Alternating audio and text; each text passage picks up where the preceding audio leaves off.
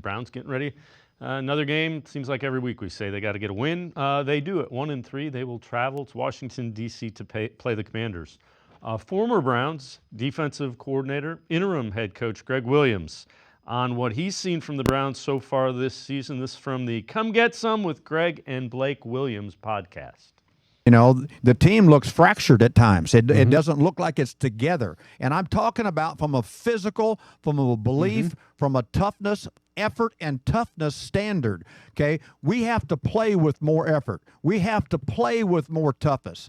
Okay. We have to play smarter, tougher. Okay, for longer than the opponent, and I'm not seeing that, and that drives me nuts because I see the fractures on the sideline, and it has to be in the locker room too.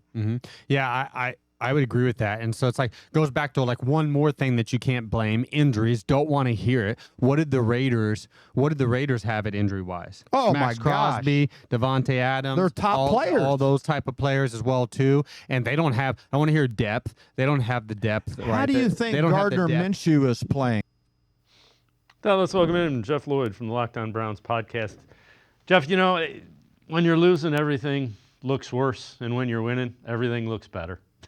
I mean, and they just don't look good right now. You can say, I can't argue with what Gregg Williams is saying because they don't look great right now. This team, and it's been multiple points this year, you know, and even the last 2 weeks, you looked good coming out of the gate, you know, against, you know, New York. You looked good coming out of the gate against Las Vegas. Then all of a sudden you basically hit pause. And the second and third quarters go by, and the team has done absolutely nothing. They start to revive themselves a little bit in the fourth quarter. You know, certainly falls too short. Inexcusable losses to the New York Giants. Inexcusable loss on the road to the Las Vegas Raiders. You know, these were the games, you know, where the Browns were supposed to eat and kind of like pick things up and tread water and maybe even be above 500 before some of the injured players, you know, started playing, before some of the injured players started to return.